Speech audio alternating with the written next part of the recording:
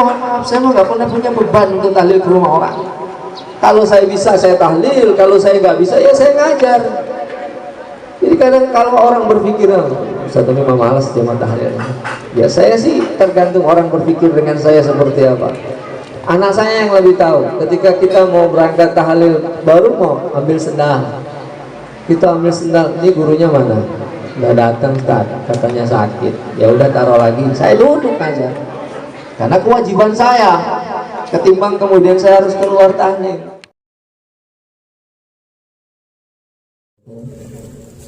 Assalamualaikum warahmatullahi wabarakatuh. Waalaikumsalam warahmatullahi wabarakatuh. Alhamdulillah, alhamdulillahirabbil alamin.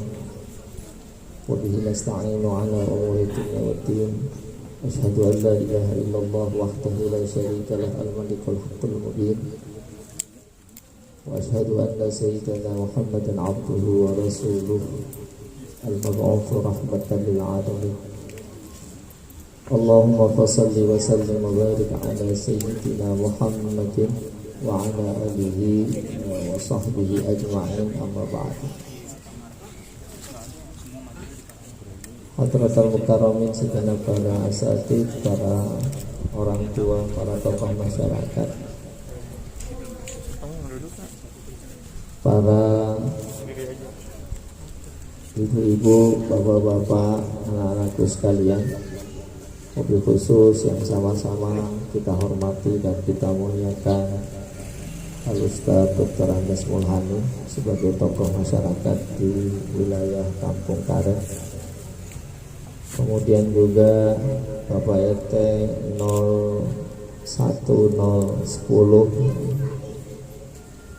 juga para jemaah sekalian yang saya tidak bisa sebutkan namanya satu persatu. Namun sungguh hal itu tidak mengurangi rasa ta'zim dan hormat saya. Syukur alhamdulillah, mari sama-sama kita panjatkan kehadirat Allah Subhanahu wa ta'ala, karena sampai dengan detik hari ini Allah Subhanahu wa ta'ala masih memberikan rahman dan rahimnya kepada kita semua, sehingganya kita senantiasa dalam keadaan sehat walafiat. Kita ditetapkan iman dan takwa kepada Allah Subhanahu wa ta'ala. Mudah-mudahan ini akan menjadikan kita hamba-hamba Allah yang senantiasa bersyukur kepadanya sampai hari kiamat. Salawat dan salam senantiasa kita hadiahkan dan kita curahkan untuk junjungan alam baginda Rasulullah SAW. Mudah-mudahan kita yang hadir di tempat ini nanti di yaumul qiyamah akan mendapatkan syafaatul uzma dari beliau. Amin ya rabbal alamin. Bapak Ibu hadirin dan hadirat sekalian yang dimuliakan Allah, hendaknya kita patut bersyukur seperti apa yang telah disampaikan oleh Pak RT tadi, bahwa beliau mengucapkan rasa terima kasih yang sebesar-besarnya kepada remaja wilayah RT 01010 yang sesungguhnya awalnya cuma kepingin buka puasa bersama, tapi itulah Allah, kepinginnya sedikit malah dikasihnya banyak. Kalau kita niatnya tulus, wah malah ngamuk karena kita lagi puasa, terus dijamin aja. Mau diapain? Mau dilawan sama gilanya? Ya kita tahu bahwa sesungguhnya orang itu juga butuh untuk makan, butuh untuk minum, tapi kemudian bukan juga dengan cara mengusir, kemudian memukul. Jelaskan itu pesantren keluar, ya. Jadi sekali lagi doakan bahwa semua yang berpartisipasi untuk terlaksananya acara ini, termasuk juga seluruh masyarakat wilayah 01010, mudah-mudahan Allah berikan keberkahan, mudah-mudahan Allah panjangkan umur dalam taat, mudah-mudahan kampung ini dijadikan baldatun thayyibah wa rabbun ghafur. Tapi saya selalu bersyukur gitu, ada anak-anak muda ini gambaran wilayah pemuda Kampung Karet ini bagaikan yumna alal yusra, tangan kanan dengan tangan kiri. Ya. Kalau misalnya yang tua tangan kanan, berarti yang muda tangan kiri.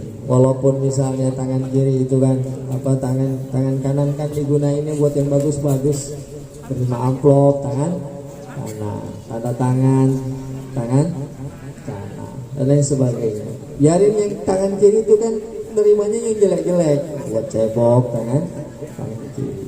Tapi kemudian ketika tangan kanan itu digigit nyamuk, kemudian gatel, kan nggak mungkin pada tangan kiri mampu rasain gatel, nggak begitu. Maka tangan kiri dengan tanpa diundang kemudian datang dan kemudian menggaruk. Begitupun sebaliknya. Maka kerjasama antara yang muda dan tua ini menjadi sesuatu yang luar biasa. RT-nya muda, ada kongol yang selalu mendampingi. Alhamdulillah. Doakan panjang umur, ya, biar sehat badan, biar bisa mendampingi anak-anak muda di sini. Insya Allah. Nah, saya hanya ingin menyampaikan begini. Ini bagi adik-adik yang yatim. Bahwa sebelum kamu saya juga sama, saya juga anak yatim. Kamu itu harus belajar, jangan selalu menadah, tapi satu saat kamu akan menjadi seorang yang memberi. Jangan kemudian hari ini kamu enak gitu, asik, kemudian dibagi sana, dibagi sini, disantuni sana, santuni sini.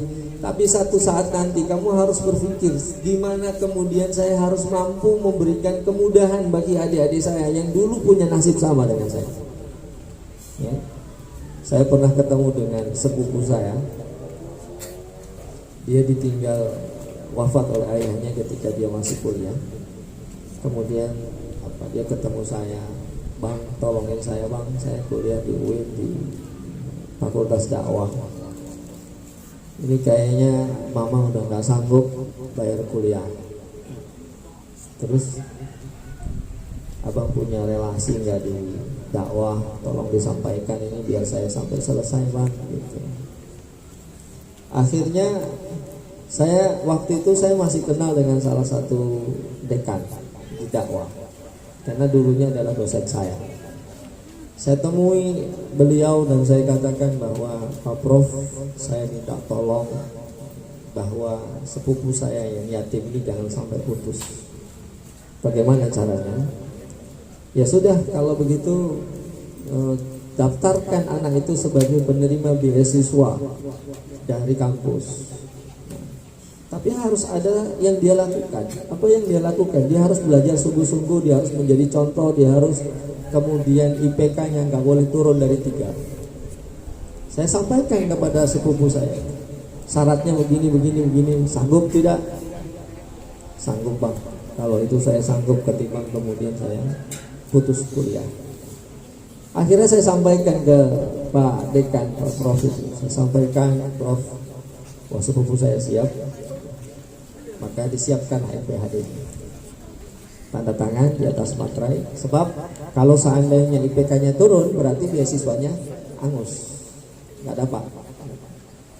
Nah, ketika kemudian dia kuliah sampai selesai, strata 1-nya selesai, lalu kemudian dia bekerja dan dia menemui saya, "Bang, alhamdulillah sekarang saya sudah kerja bang." Alhamdulillah. Nah, di sela-sela pekerjaannya sekarang, apa yang dia lakukan? Dia sama seperti anak muda sini. Dia kumpulin tuh anak yatim sekeliling rumah dia, ada berapa orang, ada rezeki dia bagi gitu ya. Ada rezeki dia bagi. Satu saat saya datang. Dan ketika saya datang, ternyata dia lagi memberikan santunan itu. Ketika lagi memberikan santunan, saya tanya, "Emang ente niatnya apa ini? Ngasih santunan ini?" Pertama, saya mohon kepada Allah supaya hidup saya jauh lebih berkah. Yang kedua, saya ingat diri saya dulu. Abang nolongin saya, kalau abang nggak nemuin saya ke dekan, saya mungkin DO. Saya drop out, saya kuliah harus keluar, sementara saya ijazah belum punya. Jadi saya syukuri itu bang. Makanya saya panggil tuh anak-anak. Kalau rezeki saya lagi banyak, saya kasih ke dia. Kalau rezeki saya sedikit, saya kasih kecilan. Tapi saya nggak pernah nggak manggil mereka ke rumah saya. Kalau uang nggak ada, istri saya sekarang saya suruh masak yang banyak, saya panggil, makan ke rumah saya, makan, suruh makan ke rumahnya. Nah, maka hal ini adalah sesuatu yang baik. hal ini sesuatu yang baik, dan kemudian kalian ini berpikirnya ya begitu. Jangan kemudian nantinya terlalu keenakan minta-minta. Jangan. Yatim itu bukan sesuatu yang kita inginkan. Kalau saya ditanya waktu itu mau jadi anak yatim, sama sekali saya jawab enggak. Walaupun sebelumnya pengen. Kenapa sebelumnya pengen? Terus bapak saya galak sih. Almarhum ayah saya galak, mau ngaji gebuk bener. Bentol pada pecah masih gebukin aja. Ya, seorang anak yang kemudian kesakitan, dia mengatakan mana? Kau sumpah mati kan? Ya, ketika itu, ketika belum tahu dan belum paham, sama ketika kamu lagi ngaji dulu kan, ketika ustadznya galak, brengsek banget ustadz, galak banget, kau sumpah. Dulu kan, ketika belum tahu manfaatnya itu ilmu apa, tapi ketika sudah tahu, kita istighfar, kita mohon ampun, ya Allah, kalau begini ceritanya saya minta beliau panjang umur, kan begitu. Dulu belum tahu, ya ketika sudah tahu, nggak enak bener gitu. Dipanggil sana, dipanggil sini, disantuni sana, disantuni sini. Maka ketika kemudian saya dititipkan ilmu oleh Allah Subhanahu wa Ta'ala, ini sering saya katakan di tempat, di majelis-majelis saya duduk, saya selalu menyampaikan bahwa ilmu itu amanah. Ilmu itu bukan sesuatu yang harus diperjualbelikan. Karena kalau kita kemudian mengamalkan ilmu ini tujuannya adalah rupiah, terlalu kecil. Ya, saya dipanggil di sini di amplopin 500.000, itu kecil dibandingkan dengan nilai kita yang ikhlas datang ke sini karena Allah. Kita sama-sama berbagi pengetahuan, sama-sama berbagi pengalaman, sama-sama membagi nasihat. Kalau ini dipakai baik, dipakai, digunakan, insya Allah semua jadi berkah. Saya senang gitu. Kenapa? Karena memang tujuannya jangan uang. Kalau ilmu ditakar dengan uang itu nggak ada apa-apanya. Maka ketika Nabi Sulaiman ditanya, mana yang engkau pilih? Apa yang kau pilih? Perempuan, tahta, jabatan, atau ilmu? Maka Nabi Sulaiman mengatakan ilmu. Rasulullah pernah ditanya, apa yang Rasulullah jawab? Ilmu. Ya. Sehingga dengan kalimat itulah kemudian Nabi mengatakan, hanya seorang ibu disantuni sana, santuni sini, harus punya etikat dan punya tekad. Apa tekadnya? Bahwa saya akan belajar sungguh-sungguh. Besok saya nggak mau jadi orang yang selalu menerima, kalau bisa saya yang memberi. Itu hebat. Itu menjadi orang hebat. Maka saya selalu ingat itu. Dan saya selalu mengatakan kepada diri saya, kalau saya masih bisa keluar tahlil ke rumah orang-orang, ya alhamdulillah. Tapi saya nggak pernah mengiktikadkan dalam hati saya, wah ini yang meninggal banyak, amplop tambah banyak ya. Jauh-jauh dari otak saya. Kenapa? Karena ketika kita datang ke rumah orang yang meninggal gitu, kita tahlil, kita tasyakur gitu, kemudian kita berdoa untuk diri kita, keluarga kita, almarhum, almarhumah, itu kan ibadah.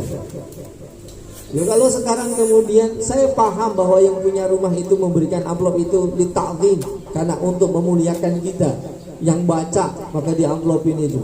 Tapi kalau saya selalu berpikir begini, kalau masih ada rizki yang Allah berikan dari jalan yang lain, maka saya memilih jalan yang lain.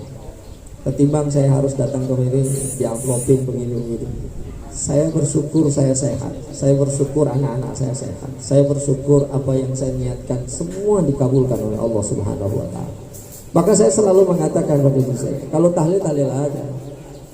Enggak di kampung sini doang, di Jurumudi kalau saya ada jadwal taklim kebetulan dekat musola, saya turun, saya tahlil. Habis tahlil saya suruh tausiah apa ini, udah begitu pulang dikasih angin, dan saya bilang ini alhamdulillah ya, alhamdulillah ini saya sudah terima dengan senang hati, tangan terbuka, saya ikhlas, saya terima. Tapi tolong belanjakan lagi buat yang besok, kalau enggak kasih yang besar buat besok.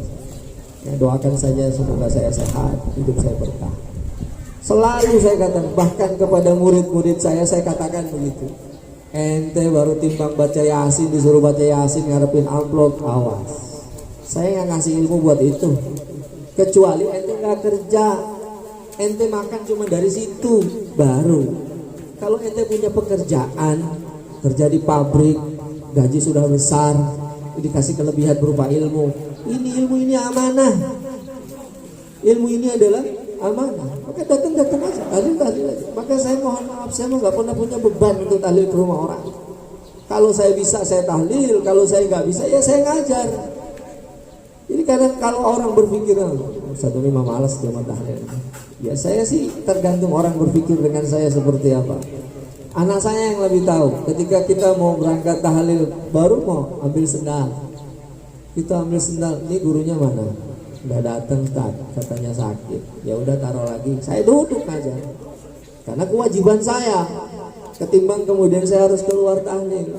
Kalau kemudian saya nggak ngapa-ngapain bisa keluar, ya saya keluar tahlil gitu ya, mendoakan orang tua kita doakan. Maka saya pesan ke kamu ya, santunan, setiap kali dapat santunan belikan hal-hal yang bermanfaat. Jangan kemudian kamu gunakan buat main game online. Sama komol tuh di sekolahan kadang-kadang suka anak yatim tuh bandel banget, anu gitu. Suka celutukannya begini, emang yatim begitu kali ya, nakal gitu, bandel gitu. Nah, saya kalau yatim dididik saya suka nggak senang. Kenapa? Sebab saya yatim dan saya nggak begitu gitu loh. Kalau saya nggak pernah jadi yatim, saya nggak bisa ngomong karena saya yatim dan saya nggak begitu gitu loh. Bahkan ketika kemudian ayah nggak ada, yang membiayai saya almarhumah Cing Haji Tuti dulu ya, membiayai saya sekolah ya. Saya selalu mengatakan, Cing, nanti setiap, dulu masih bukan semester dulu, apa nih dulu namanya, cawu 1, cawu 2, cawu 3 gitu ya. Itu asal cawu pertama rapotnya Cing nilai saya, Cing nilai saya. Ketika nilai saya naik, maka uang jajan saya ditambah. Setiap tahun naik, maka uang jajan saya ditambah sampai di bangku kuliah. Maka saya berutang jasa besar kepada almarhumah Cing Haji Tuti itu. Dan sampai sekarang saya nggak bakalan lupa bahwa beliau pernah menanam saham dalam diri saya. Dan ketika saya beramal soleh, saya berharap kepada Allah bahwa beliau kebagian atas amal yang saya lakukan.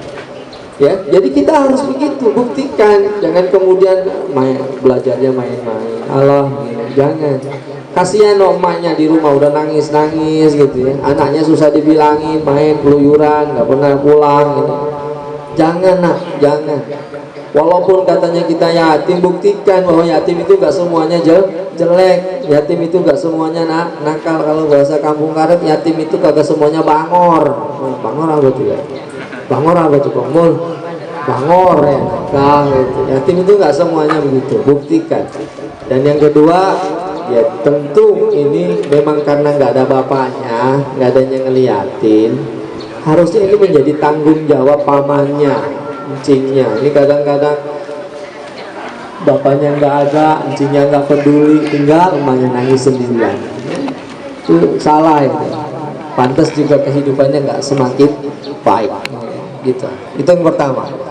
Yang kedua, kita harus paham tentang agama kita, bahwa ketika Allah mengatakan ara'aital ladzi yukadzibu bid-din fadzalikal ladzi yad'ul yatim wa la yahuddu 'ala ta'amil miskin. Itu pahami. Kita ngaku beragama. Agama kita agama apa? Agama kita agama Islam. Islam itu apa? Islam itu pengabdian secara utuh, pengejawantahan secara utuh. Itu Islam. Pengabdian secara utuh, menjalankan seluruh syariat-syariat Allah, meninggalkan semua larangan Allah, berarti kita orang Islam. Kaitannya dengan sekarang, ada orang poso, orang sholat, ada orang puasa tapi gak mau sholat. Itu bagaimana puasanya ya? Bagaimana dengan puasa? Ada orang sholat, orang poso, ada orang sholatnya rajin, puasa nggak mau. Itu bagaimana? Ya, tadi saya ngaji minggu di Al Kamal, ada dari Kargo mampir ikut ngaji. Begitu selesai ngaji dia nanya, Ustaz, saya mau nanya, ini pertanyaan yang selama ini saya pengen dapat jawabannya. Ada banyak teman saya, mereka puasa tapi mereka nggak sholat. Nah itu puasanya kira-kira diterima apa enggak gitu. Saya bilang urusan diterima nggak diterima itu urusannya Allah.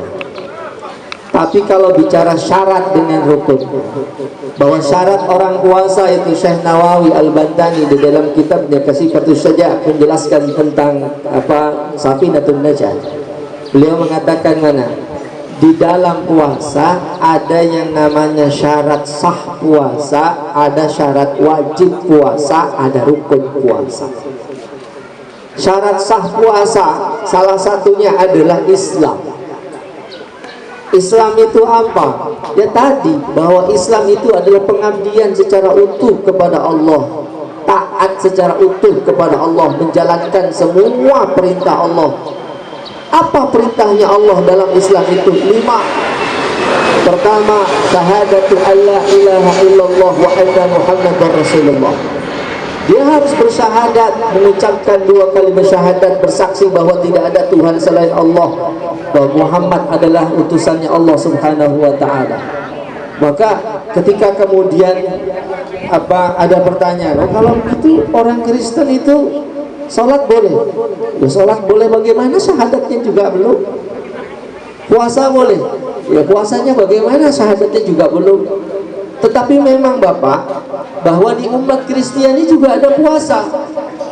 Ada puasa. Jadi ketika umat Kristiani puasa itu jangan kaget, karena ternyata ada perintah juga dalam agama Nasrani untuk puasa. Saya tahu dari mana? Teman-teman saya ketika saya kuliah di UIN itu, kita sering kumpul di Universitas Kristen di Senen, di perempatan rumah sakit Cipto itu, ke lampu merah ke kanan. Itu ada UKI, Universitas Kristen. Di sebelah kirinya ada rumah sakit UKI. Nah, saya sering ketemu dan saya sering ditanya, ini apa? Ini tasbih. Caranya bagaimana? Bacanya subhanallah, subhanallah, Allahu akbar, Allah. Dia tanya itu. Ketika kemudian kita demo, kita aksi, itu dia pegang tasbih, Allahu akbar. Apakah dia Islam? Belum. Kenapa? Karena dia belum bersyahadat. Dia hanya baru nyari tahu doang. Ya, maka teman-teman di UKI itu setelah saya lulus ternyata ada 5 orang yang masuk Islam. Itu gara-gara apa? Gara-gara bertemannya sama anak UIN, nanya ini, nanya lah, akhirnya masuk Islam. Nah, akhirnya saya jawab begitu. Kalau kemudian dia menyatakan Islam, dia harus bersyahadat. Kalau dia bersyahadat, berarti secara utuh dia mengakui Allah adalah Tuhannya, Muhammad adalah Rasulnya. Apapun yang diperintahkan oleh Allah maka dia tanpa menoleh, apapun yang dilarang oleh Allah tanpa berkata nggak ada, pokoknya dia tinggalin semuanya. Berarti dia Islam dan dia bersyahadat. Kan gitu. Lihat Nabi Ibrahim, bagaimana ketika ini pemahaman syahadat. Ketika Nabi Ibrahim membawa istrinya Siti Hajar menuju lembah kematian, lembah Tandus yang sekarang dikenal dengan Makkatul Mukarramah, Siti Hajar itu gak pernah menanyakan apapun kepada suaminya Sayyidina Ibrahim. Gak pernah nanya, gak pernah nanya ini, nanya, gak pernah. Siti Hajar itu cuma ikutin aja perintahnya Nabi Allah Ibrahim. Allah memerintahkan kamu dan anakmu Ismail untuk tinggal di satu tempat, dan itu jauh daripada kehidupan. Jangankan makhluk hidup, orang pohon aja nggak ada, air nggak ada gitu kan, tapi kamu akan tinggal di sana. Nah, maka ketika kemudian sampai pada waktunya Nabi Ibrahim ingin meninggalkan Siti Hajar dan anaknya berdua, apa kata Siti Hajar? Wahai suamiku, apakah ini perintah Allah? Maka Nabi Ibrahim dengan menyucurkan air mata mengatakan, iya, ini perintah Tuhan. Maka Siti Hajar nggak pernah nanya. Itulah pemahaman orang yang bersyahadat dengan sungguh-sungguh. Ini orang syahadat suruh sholat tepat waktu aja susahnya, Masya Allah. Masjid, dari masjid toyot sampai masjid bagus tetap aja segitu-segitu juga. Yang berbunyi 3:30, kau mulani lagi, nggak ada yang nemenin dan nggak ada yang gantiin. Ya, kamu udah tua, ini giliran saya yang muda gitu ya. Bangunin sahur, ini mau borok, ya, begadang doang di musola, giliran waktunya pulang, gitu ya. Itu hal yang salah. Gitu. Jadi disuruh ini nggak mau saya, itu salah. Kedua adalah sholat. Orang Islam itu harus sholat. Kalau dia nggak sholat berarti dia bukan orang Islam. Maka kata Syekh Nawawi Al-Baghdadi mengatakan mana? Rukun Islam 5, satu hilang berarti dia bukan orang Islam. Termasuk haji di dalamnya. Maka untuk urusan haji ada syaratnya, man istata'a ilaihi sabila. Kalau dia mampu, nggak dianggap. Ada orang kaya nggak mau berhaji, maka Rasulullah mengatakan kalau dia mati Yahudiyan kana au Nasraniyan, dia akan menjadi orang Yahudi atau orang Nasrani. Kenapa? Karena dia dianggap bukan orang Islam. Rizki ada, duit punya, keadaan aman, pesawat sehat, pilotnya ada, semuanya ada, ya, bekal juga ada, nggak mau pergi haji. Nah, dulu pernah ada orang ditanya, Bang, apa mau nggak pergi haji? Tua nih, jangankan gua bayar, gratis gua kagak mau pergi ke Mekah. Saya dengar cerita itu merindingnya, masya Allah. Saya bilang, ini orang Islam sama orang kafir yang ditanya? Orang Islam ditanya untuk menunaikan ibadah haji atau umroh, apa jawabannya? Jangankan bayar, gratis saja gua nggak mau. Itu luar biasa, ya. Kalau saya ketemu yang begitu, berarti itu orang sebetulnya Islamnya saya pertanyakan. Sehingga ketika saya sudah jelaskan, sekarang Bapak paham nggak? Berarti teman Bapak yang puasa nggak sholat, puasanya diterima atau tidak? Ya enggak lah Pak Ustaz, syaratnya nggak terpenuhi berarti nggak diterima. Ya sudah, itu jawabannya. Atau dibalik, orang sholat rajin tetapi puasa nggak mau. Bagaimana kehidupannya? Sama aja, bodoh, sama-sama aja. Maka harus sama, lima-limanya itu harus ada. Lima-limanya itu harus ada. Nah, oleh karenanya lah kemudian ketika kemudian dikatakan mau tidak kita dianggap orang yang mendustakan agama, tentu kan kita nggak mau. Kita nggak mau lah orang yang mendustakan agama, itu berarti nifak. Sifatnya nifak, orangnya munafik. Jadi jangan salah menyebutnya, nyebut orangnya munafik. Sifatnya nih nifak. Jadi kalau ditanya apa perbedaan nifak dengan munafik, nifak mah orangnya, nifak mah sifatnya, munafik orangnya. Nah, siapa mereka? Mereka adalah orang yang menelantarkan anak-anak yatim. Nah, ini yang saya selalu katakan. Orang kaya itu bukan orang banyak duit. Bukan. Orang kaya itu adalah orang yang sering bagi duit orang susah. Itu orang kaya. Oleh misalnya kerja, kata Oleh, boro-boro, dibegituin aja dia ngomong boro-boro, padahal duitnya banyak. Dia mau bohong aja nggak punya duit, ya nggak? Nikah udah 2 kali, gimana ke orang kaya? Saya masih kalah, saya baru sekali, dia udah 2 kali, gimana ke orang kaya kan? Berarti duitnya banyak dia, kan gitu. Orang mah amin atau lil? Tahu gitu kan ya? Ya kan? Loh, apa namanya? Ketika kemudian gajinya pas-pasan, tapi setiap bulan Oleh ini sering ngeluarin amplop buat anak yatim, jangan banyak-banyak, 20.000 aja. Di karet ada 7 anak yatim, ada 7 anak yatim, 7 amplop 20.000 dikasih. Kemudian ada orang kaya, rumahnya bagus, tetapi setahun sekali pun nggak pernah ngeluarin apa-apa untuk yatim piatu itu. Maka kata Nabi, tuh orang susah, orang miskin yang sesungguhnya yang itu. Sementara orang yang kemudian pas-pasan selalu mau berbagi, itulah orang kaya yang seutuh. Maka kalau kita kemudian punya uang, jangan nungguin banyak. Kalau ada duit, ayo bersedekah, biasakan memberikan pada orang, jangan kemudian meminta. Paling gampang pergi ke masjid, mau sholat Jumat. Ustaz, saya mah anak yatim, duitnya kagak punya. Ya Allah, 2.000 doang dong, minta mama biar hidupnya lebih berkah. Apa namanya, masukin kotak, ya biasain. Oleh habis gajian, duitnya belang-belang, ada yang merah, ada yang biru, ada yang hijau, ada yang merah-merah begitu, ada yang abu-abu. Oli lagi diomongin dia kabur. Aku dari sini. Dia bangun tuh. Jebang. Ya. Jadi ketika kemudian saya diajarkan sama guru saya ini, kalau misalnya kita punya duit di kantong itu beragam, maka jangan ditengok begini. Yang mana? Kalau ditanya yang mana, yang abu-abu nongol. Nah, maka kata guru saya, pura-pura nggak tahu, biar itu tangan ngeraba. Kalau yang dicomot, merah, merah, dia masukin lagi, salah. Kalau yang keluar merah, udah masukin aja. Bismillahirrahmanirrahim. Saya sedekah untuk diri saya dan keluarga saya dan guru-guru saya. Masukin. Ketika kita ikhlas, kita ridho, insya Allah ada gantinya. Tetapi kalau kemudian habis masukin, nungguin, gua mau nyoba ini Ustadz ini ngomongnya benar apa kagak ini. Saya mau ngasih yang merah, habis nyemplungin yang merah ditungguin sehari.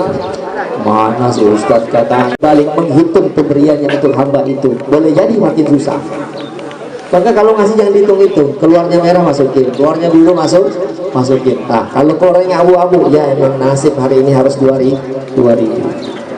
Tuh begitu ya, sama dengan hari ini ya. Maka saya bilang ini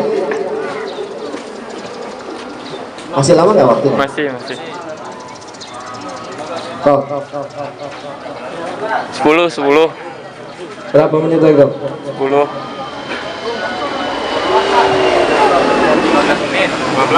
11. Takutnya ntar lolos ya. Kan buka mah harus buru-buru, nggak boleh ditunda-tunda. Dah urusan doa mantan yang tua no ada pemol ya. Saya mah ngomong aja begini gitu ya. Jadi bagaimana tadi itu ya, jangan pernah menghitung, jangan pernah menghitung. Maka saya berbagi pengalaman saya ini bagi anak muda ini. Gimana ya, anak muda karet ini, kalau mau memberikan sesuatu kebaikan itu jangan pernah dihitung. Habis gajian ngasih aja, yang ngomongnya dihitung.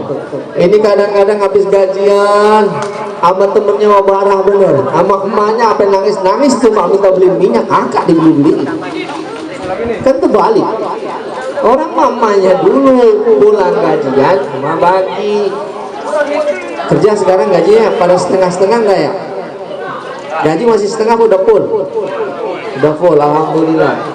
UMR 38, gaji 38. Begitu gajian 38 pulang ke rumahnya, bagi emaknya cuma 100.000. Yang sejuta dibeliin baju buat pacarnya, Allahu Akbar. Kan terbalik ya. Jangan begitu. Ya ente masih muda, tuh guru yang kedua masih ada kongmul. Ini besok mau lebaran, ente nggak kenal alif bata kalau dulunya nggak diajarin sama kongmulani. Besok mau lebaran, datang dong ke rumah kongmul. Jangan ditanya, kongkong udah punya apa? Jangan ditanya. Dari rumah udah dibeliin kain BHS 1, baju almiah 1. Kalau kampung karet remajanya ada 30, lumayan kong, banyak. Bagi saya 1 kong. Ya, tuh kalau ingat begitu, datang ke rumah guru ngaji kita yang tua-tua, mau puasa, mau lebaran, beliin apa? Beliin makanan, beliin kasih amplop buat apa? Siapa tahu mau lebaran, pengmulnya belum beli daging, jadi gara-gara kamu kasih duitnya maka pengmul bisa beli daging. Begitu, jangan ini doang dipikirin. Toh besok yang tua-tua pikirin. RT mah gak usah dipikirin, dia mah badannya udah gede. Ya, alhamdulillah sehat ya. Rizki mah ada aja walaupun gak kerja juga ya. Alhamdulillah. Ini yang tua-tua ini biar lebih hidupnya lebih berkah gitu ya. Ilmunya manfaat buat kita semua kayak gitu. Nah, jadi saya ingin mengatakan bahwa hari ini pembelajaran buat pemuda RT 01 010 ke depan, usahakan lagi yang lebih besar. Usahakan lagi yang lebih besar, koordinasi dengan orang-orang yang lebih tua. Mau dimanapun acara itu terlaksana, yang penting dilaksanakan. Jangan dipikirin mau di mana, pokoknya terlaksana acara itu. ya sebagai orang tua silahkan mendukung kegiatan anak muda. Kita cuma doain doang ya, gue mau syukur-syukur ada ini, toh kalau kampung ini berkah gue juga dapat manfaatnya, kalau kampung ini dapat adab gue juga dapat sialnya, kan begitu ya gitu. Jadi ini saja mungkin sekelumit apa namanya pengajian kita pada sore hari ini ya, mudah-mudahan bermanfaat untuk kita semua ya. Mudah-mudahan hari ini puasa kita diterima oleh Allah Subhanahu wa taala. Mudah-mudahan semua donatur yang memberikan donasinya untuk kegiatan hari ini semua niatnya diijabah oleh Allah Subhanahu wa taala. Mudah-mudahan orang-orang tua kita, tokoh masyarakat kita, RT kita ini umurnya dipanjangkan, sehat badan dalam taat kepada Allah Subhanahu wa taala. Mudah-mudahan kampung ini jauh menjadi kampung yang lebih berkah di hadapan Allah Subhanahu wa taala. Ala hadhihi niyyah wa ala manawa fi salafi salih ila hadratin Nabi Muhammad Rasulullah sallallahu alaihi wasallam. Al-Fatihah. A'udzubillahi minasyaitonir rajim. Bismillahirrahmanirrahim. Alhamdulillahirabbil alamin. Arrahmanirrahim. Maliki yaumiddin. Iyyaka na'budu wa iyyaka nasta'in. Ihdinas siratal mustaqim. Siratal ladzina an'amta 'alaihim ghairil maghdubi 'alaihim waladdallin.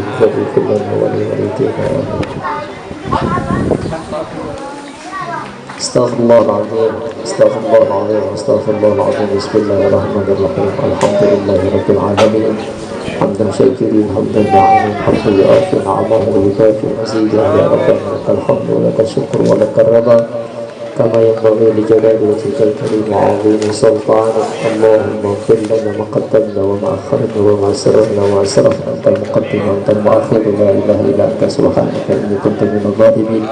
Allahumma inna na'udzubika min 'adzabi jahannam wa 'adzabi qabri fitnatil mahya wal mamat wa masihid dajjal.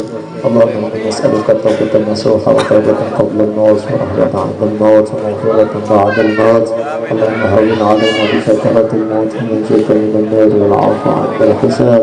Allahumma inna nas'aluka khairal mas'alah wa khairal du'a wa khairal najat wa khairal 'ilm wa khairal 'amal wa khairal thawab wa khairal hayat wa khairal mamat. Thabbitna ya Allah, thabbit imanana wa thabbit a'malana 'amalan salihan maqbula wa thabbit qulubana 'ala dinika wa 'ala ta'atika wa na'udzu bika min kulli ma'siyatik wa taqabbal siyamana wa wudu'ana wa salatana wa qiyamana wa ruku'ana wa sujudana wa tasbihana wa tahmidana wa tahlilana wa qira'atana wa khushu'ana wa tadarru'ana wa la tudriha wujuhana ya ilahal alamin wa ya khairan nasirin. Wa taqabbal taubatan ighfir lana khatayana wa nas'aluka al-'ula min al-jannah. Allahumma shaddid samlahum wa farrij jam'ahum wa qallib tadbirahum wa zalzil aqdamahum wa bayyid arsaqahum wa qassir a'malahum wa qassir a'malahum wa qdi hajatahum ya Allah. Allahumma innaha Allahumma la tada' lana fi maqamin hadha dhanban illa ghafartahu wa la hamman illa farajtahu wa la 'ayban illa satartahu wa la daynan illa qadaytahu wa la maridan illa shafaytahu wa la maytan illa rahimtahu. Ya Allah ya Rabban nas, adhibil ba's anta syafil shifaan illa shifaa ila ghadin saqama wa la tiflan illa rabbaita wa asbahta wa la hajatan min hawaiji dunya wal akhirah illa yasaltaha wa qadaytaha bi rahmatika ya arhamar rahimin wa ya khairan nasirin. Allahumma inna nas'aluka sawtan khafiifan shadidan ka sawti Nabi Dawud alaihi salam wa Muhammad sawtan 'aliyan wa dayman yaqdi nabi wa kalimati tammati wa 'adawati bismillahir rahmanir rahim wa musliman qul ta'ala jalla wa rasulika alladhina kafaru wa yuzakuna bi absarihim lam yasma'u lam yazunun Allahumma alladhi tun'ala mustajabu luqman al-hakim wa warita Sulaiman alaihi salam al-wadid al-arshid min jattamil ummi sayyidil amwal auladahum ya Allah ampuni dosaku, pelihara badanku, banyakkan duniaku, sempurnakan ilmuku, panjangkan umurku, kabulkan semua hajatku ya Allah. Wa taba'ad wa takullah min bani adam alaihi salam man kana hammuhu kal qawl ala kafirin wa qul jahma saqal batin wa batilaka nazahu qawl nazirina qur'an wa shifa wa rahmatan lil mu'minin wa yuzil al-zalimin illa fasara la tudrikul absar wa tudrikul absar wa yatubul khabir. Subhana rabbika rabbil izzati amma yasifun wa salamun alal mursalin walhamdulillahi rabbil alamin. Hadanallahu wa iyyakum ajma'in. Assalamualaikum warahmatullahi wabarakatuh. Saya ikutin. Asyhadu an la ilaha illallah. Astaghfirullah. Allahumma inna nas'aluka